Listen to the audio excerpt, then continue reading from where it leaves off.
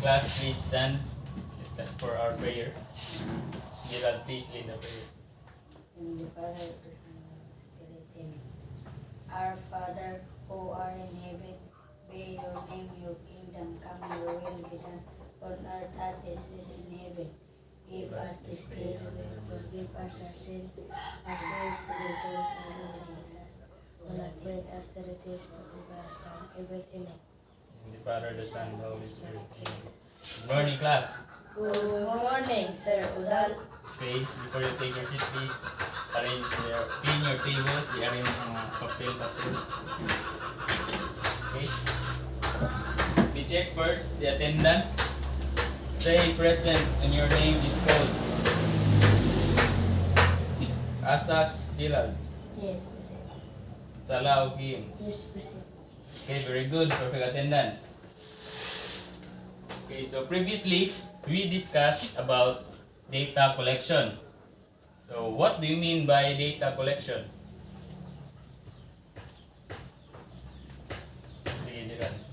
It is a systematic approach to gathering and measurements from. Okay, very good.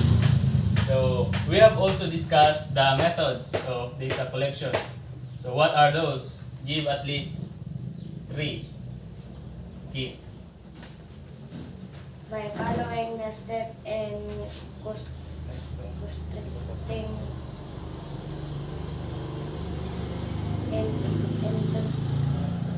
interview Questionnaire and observation.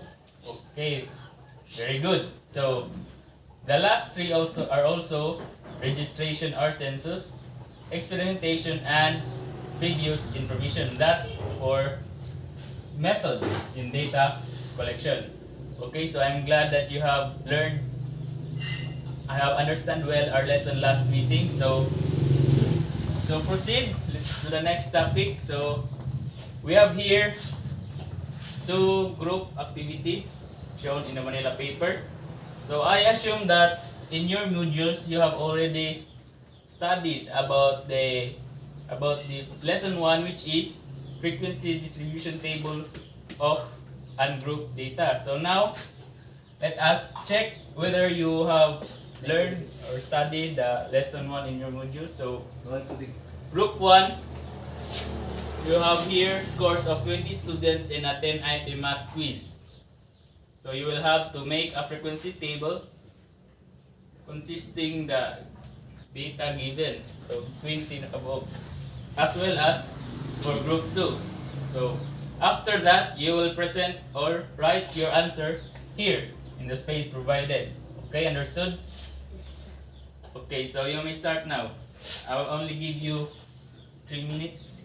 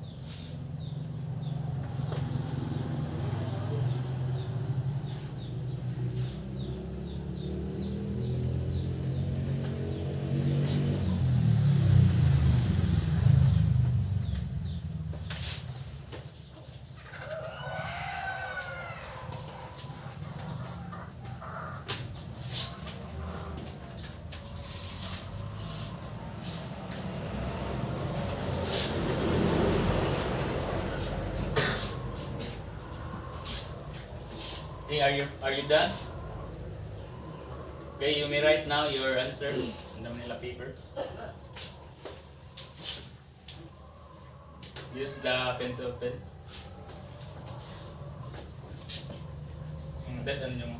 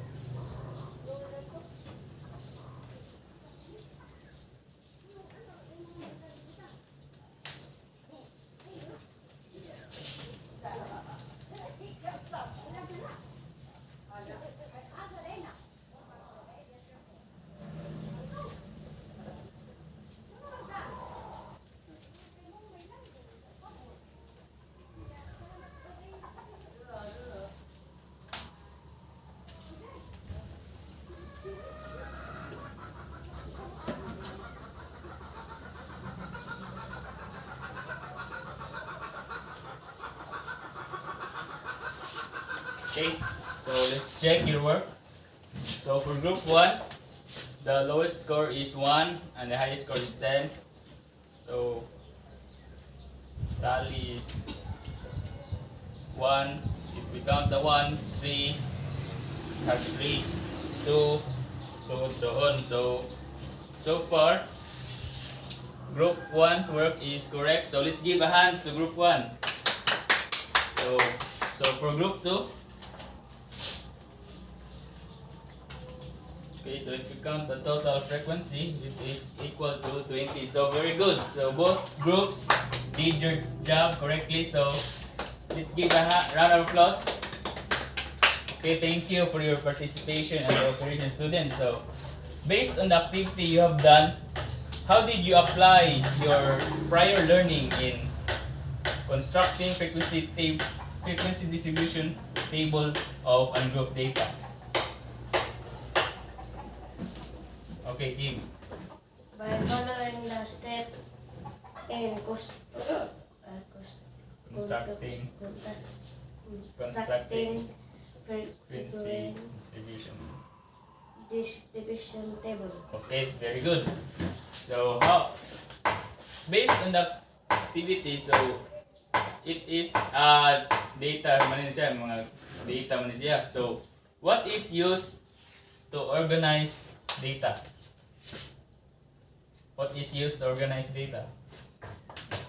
Okay, Gerald.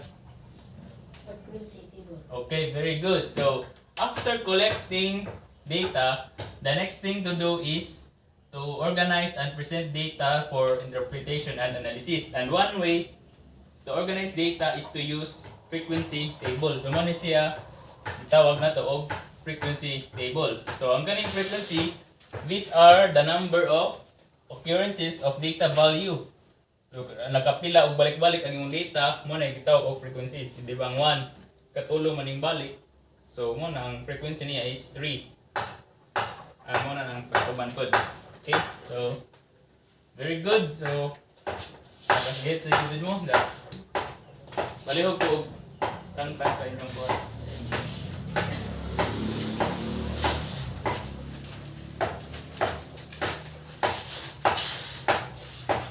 Okay, so our lesson 1 in your module is about frequency distribution for group data, and today we will move on to frequency distribution of group data. So group na siya. And before that, let us have our objectives this morning. Everybody please read. Number 1. Objective.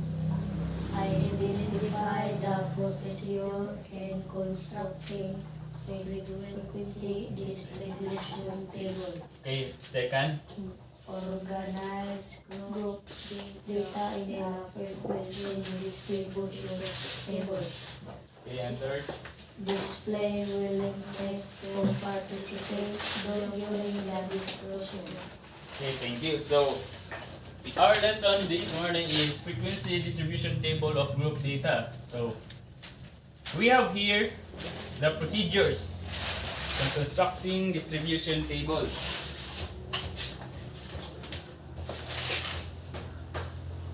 So man tayo blackboard. Kanina laman ng paper.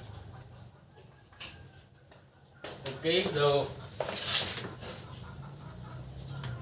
we all know that sa may pangutan sa may kalian sa group data o sa ungroup data. So ang frequency distribution table of group data kay shows classes or intervals. So nandiyan intervals of the number of entries, So di ba ang sa katong ang yung iwat ganiya kay anong group man to da? Isa ra man to na 1 2 3 nga na. O sa group data na siya interval kay 1 2 4 ang sunod na po 5 to 8. Yan na. So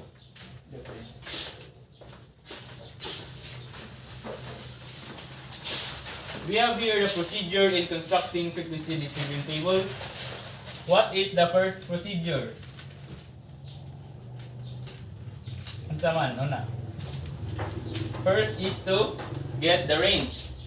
So, unsa man ang range? Difference between the highest score and the lowest score. And second procedure is decide the number of classes if not provided. So, luwit mo kay baro man later.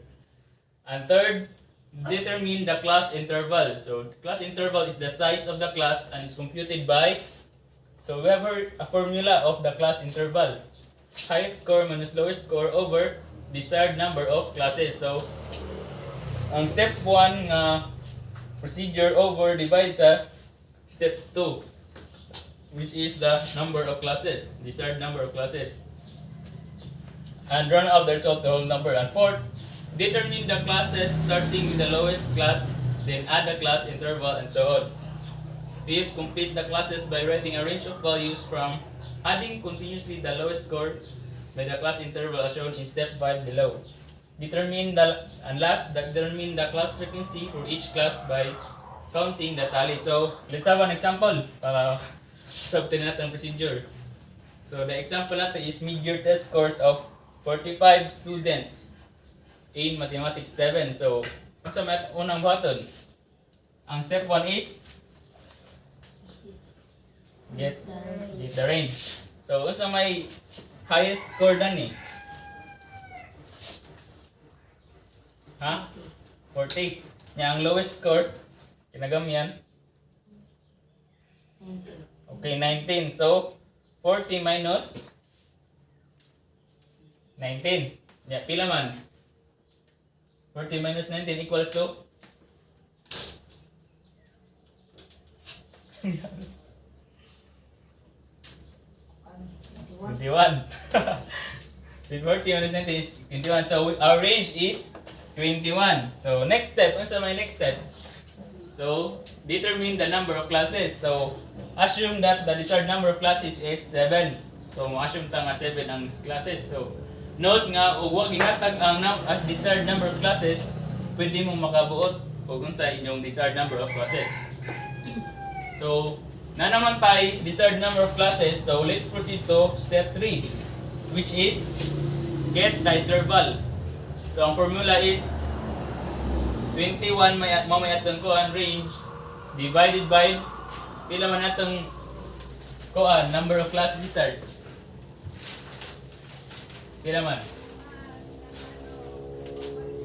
Kasi okay, 7. So 21 divided 7 is equals to 3. Okay, very good. So naa na tayo interval. So, ang next step is determine the classes with the lowest class. So, ang lowest class kay pila ra ganito yung kinagamihan ng score? 19. So, plus 3. 19 plus 3 is equals to 22. 22 plus 3. 25 plus 3. So, muna na siya atong interval. Ya, sunod ana, maghimo na ta sa frequency table. So, mama na atong kuan. Lowest score. Yang interval kay by 3, 19, 22, 25, 28, and so on. So, ang sunod ninja is 21. Okay, before man sa 22, to 19, 21, 20 to 24, and so on. Okay, so, unsa may yung next step?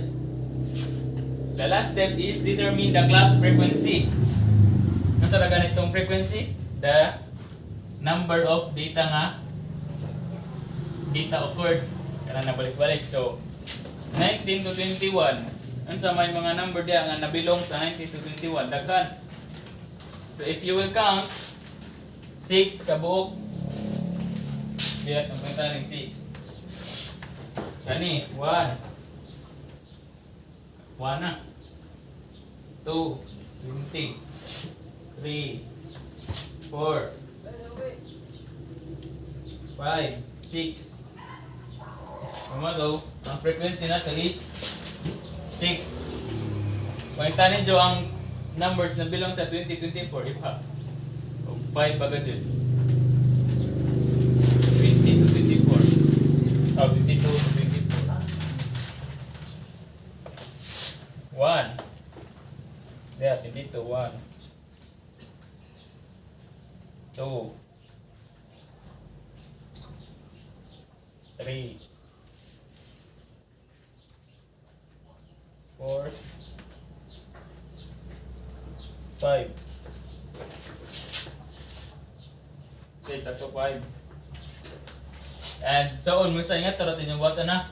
Kung mangita ra mo sa number o kaya ra nang human ng galangan talaga kay ba naman mga ang number nga nabilong ani nga interval mo na siya imong ipon ato ibutang sa frequency. Okay, understood? Okay, pangutana. Basig na pangutana.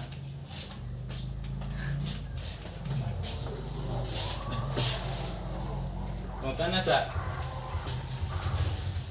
ipasa ninyo ni ko ano 28 to 30. Count E14 baga dun.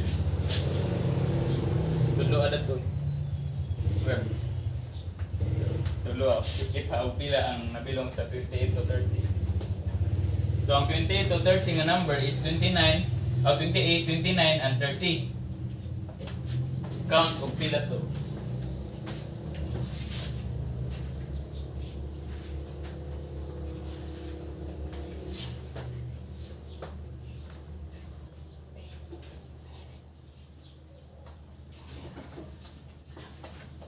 Ali, atang mag-count ta.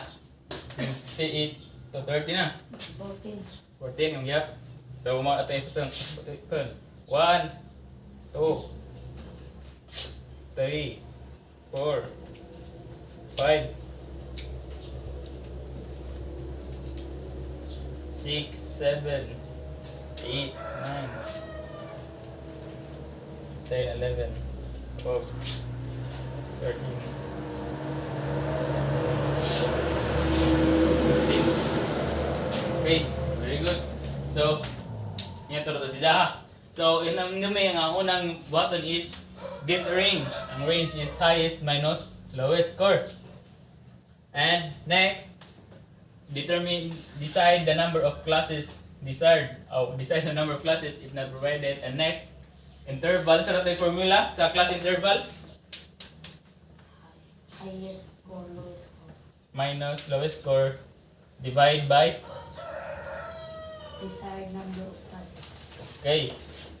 So imo na dyan i-round up to whole number ang yung result anak kay di mo na ba dyan times nga dahil 22 divided 7 so naman din yung point decimal so i-round up na nimo. Next mo na to i-add na nimo determine the classes of the class interval. Okay. Sabot na. Okay, so try this in your seat. Not mag-solve po mo kanina. Scores of 30 students in Mathematics 7. Try to solve.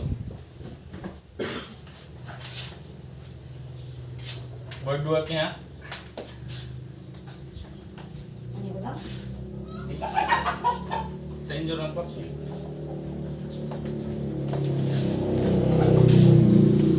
Bunap? Pwede pag-scratch.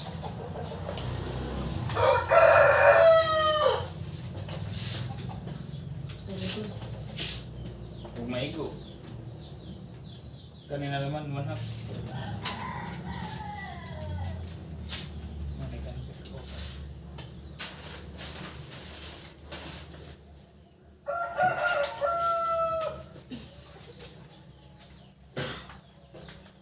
Ang inyong timan-an ha, ang pangitaas ang kinadak-an nga score o gamay nga score, dahil minus.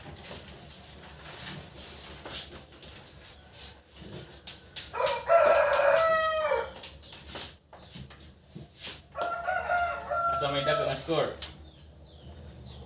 42. Yang gamay i-minus sa lowest score.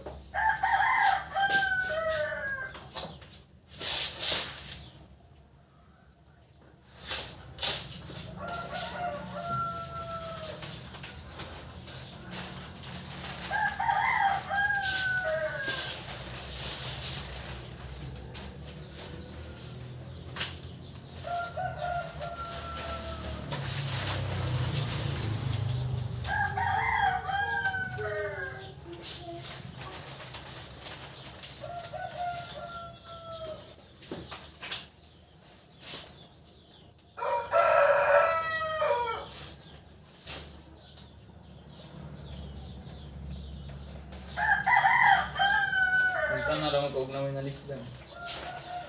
Basta sundan lang siya. Mga steps. Ang class lizard, anak, kay 6.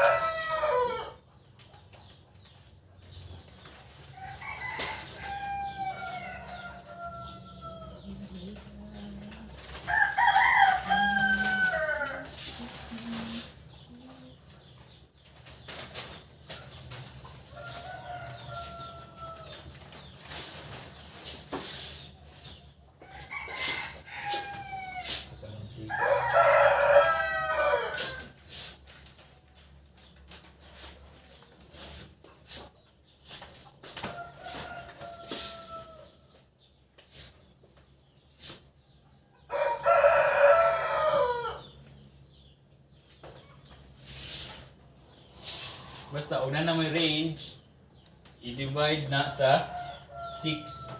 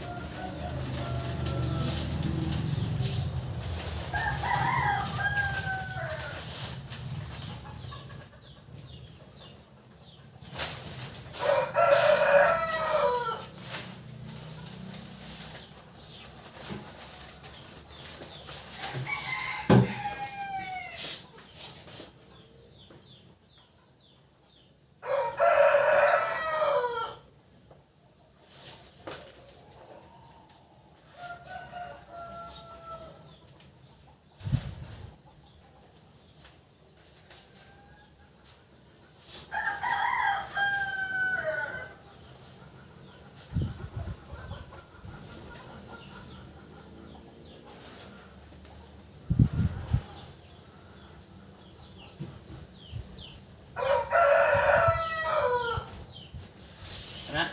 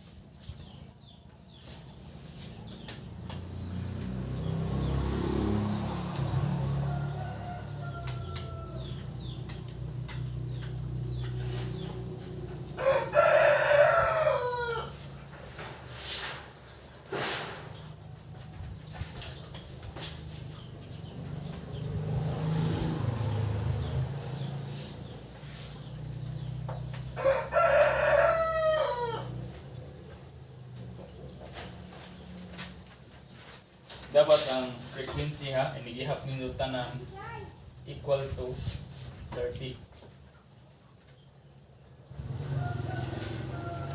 Pila ka students. Nga na ninyo pag-check o nasabot nito ihap ang frequency.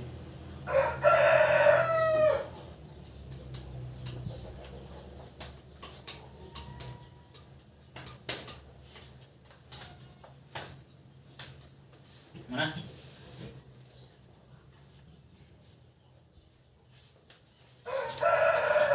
Okay, so who wants to volunteer? Yeah, volunteer, magsuwat sa ilang answers.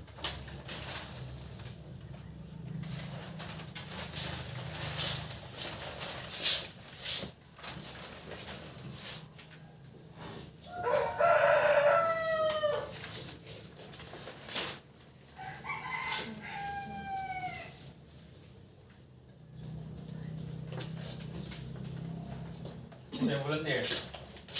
Volunteer. Tumatopic. Naman, volunteer. Raise a kamot. Sige, ikaw, Rod. Patuloy ka rin.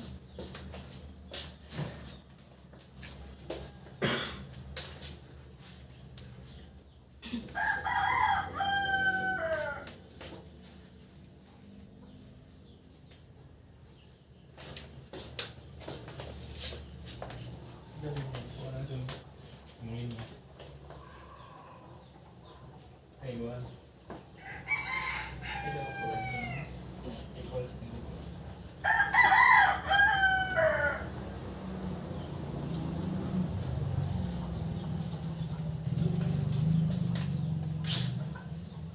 Giving.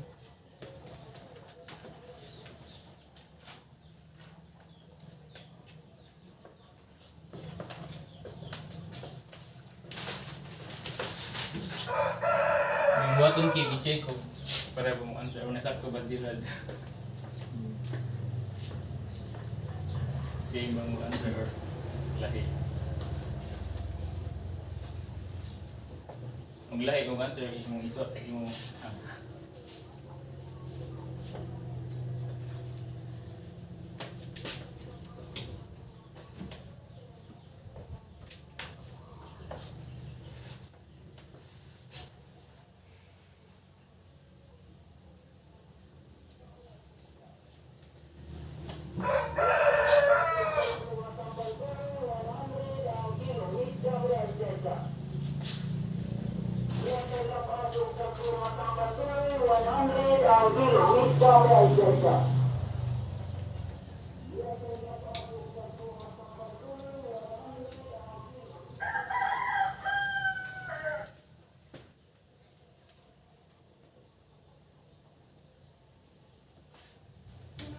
cute nga agis dirad.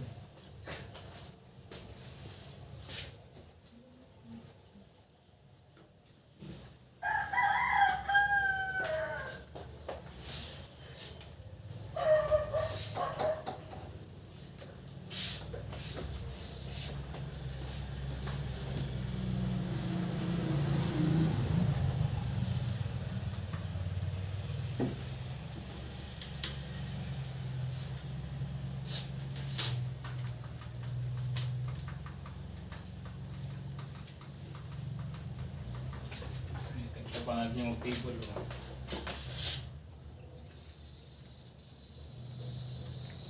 Straight.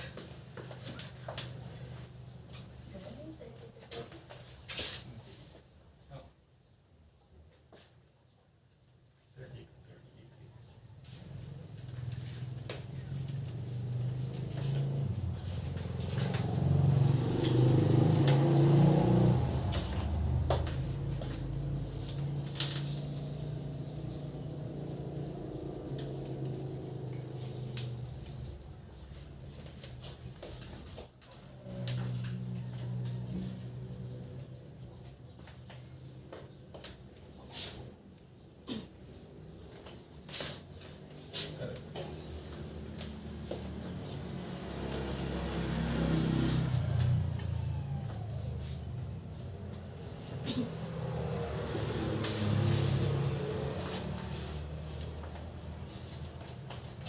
Okay, so let's check your work.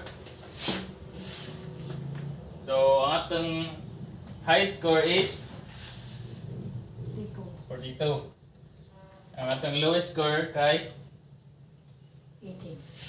so 18. So 42 minus 18 is equals to 24. That is our range. So ang given class desired is 6 man. So for our interval is 24 divide 6 equals to 4. Tingnan ka. Ayaw ka, wow. So, sa sunod, button, nanangtay interval nga 4.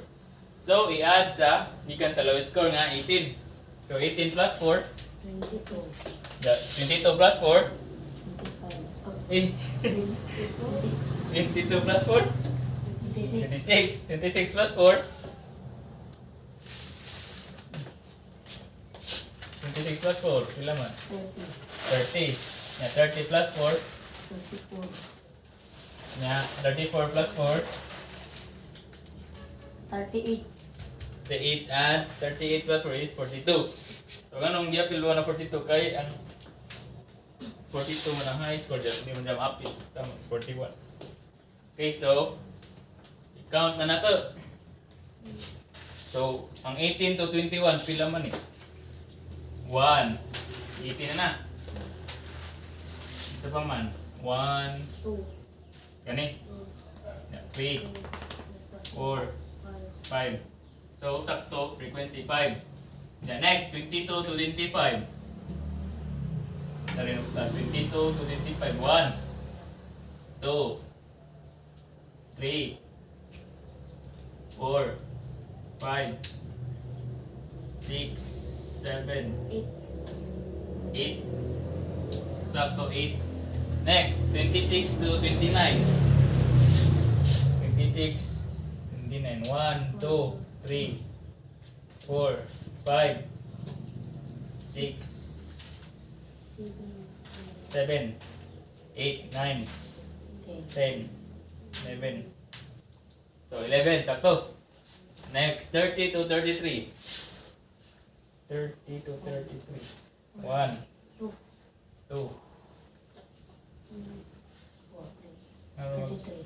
I'm on 33. Correct, 3. Okay, so 33. So 34 to 37. 1. 1, 2. So 30 to 41, wa. And last, 42 to 45, day 1. So i-totalin na ito tanan. Pila man? 6, 11, 17, 52, plus 8, 30. So, Gerald's answer is correct. So, same ba po sa imo, Kim? Sakto ka? Okay, so very good. So, sabot na dyan. Sabot na mo. So, is there any more questions regarding our topic for today? Na? Okay, so let's proceed. So, let's have a quiz na. Okay, so your quiz is ibaw na mga master na mga nito. So, please prepare one half crosswise.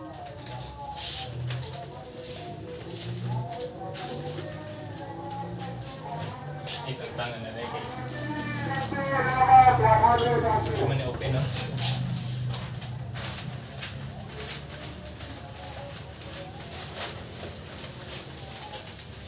Okay, so the direction, the following data represents the scores of students of grade 7 result on a mathematics test. So what you're going to do is construct a frequency distribution table that has if the given class desired. Show your complete answer. Complete answer ha?